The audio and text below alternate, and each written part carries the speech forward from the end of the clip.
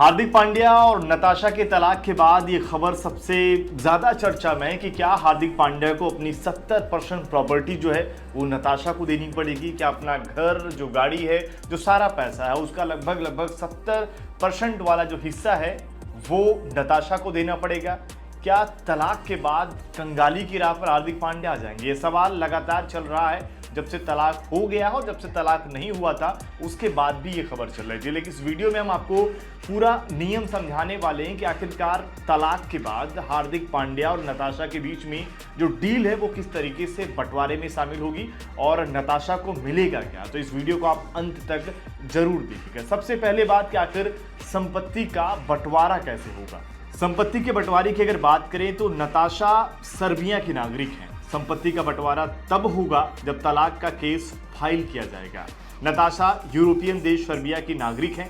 पहले यह देखा जाएगा कि वह तलाक के लिए किस देश में केस फाइल करती हैं। उनके पास दोनों देश में केस फाइल करने का आ गया, यानी कि उसके बाद ही ये तय हो पाएगा कि आखिरकार जो आगे का नियम है कि बंटवारा कैसे होगा। पहले तो ये देखना पड़ेगा कि क्या वो भारत में केस करती हैं या फिर वो जो अपने भत्ते के लिए या फिर वो वहाँ पर केस करती हैं। तो ये सबसे बड़ा रोल प्ले करेगा इस पूरे मामले पर। हमने देखा सोशल मीडिया पर नताशा और हार्दिक ने अपने तलाक की खबरों का ऐलान कर दिया और साफ तौर पर यह भी कहा कि जो बेटे की जिम्मेदारी है वो दोनों मिलकर निभाएंगे। उसकी परवरिश का जो पूरा खर्चा है, पूरी देखभाल है, वो हार्दिक नताशा मिलकर करने वाले। लेकिन इसके अलावा अगर नताशा ने एक केस भारत में किया तो फिर क्या होगा वो भी हम आपको बताते हैं। अगर भारत में नताशा ये केस फाइल करती हैं तो फिर उन्हें हार्दिक की संपत्ति में से कुछ नहीं मिलने वाला है।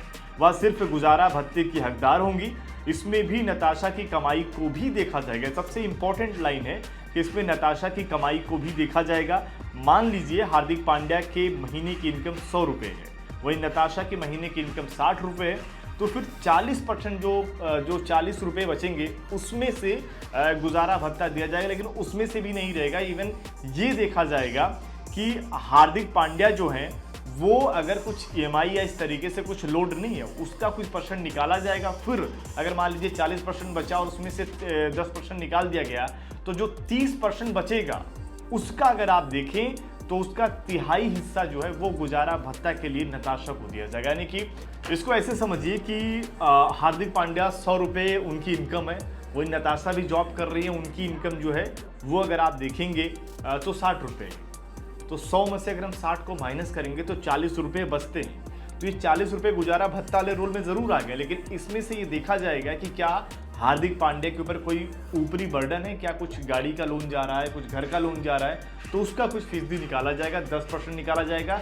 फिर जो 30% बचेगा उसमें से जो ये गुजारा भत्ता दिया जाएगा। यानी कि जो 70% प्रॉपर्टी वाली बात चल रही है वो कहीं से भी सही नहीं है, ऐसा कुछ नहीं है। 30% अगर आप देखें तो कमाई के बाद वाला मामला रहेगा। और ये भी अभी डिपेंड करता है कि किस तरीके से नताशा केस फाइल करती हैं, कहाँ फाइल करती हैं, तो ये सारी चीज़ें रहने वाली है। तो ये पूरी जानकारी थी।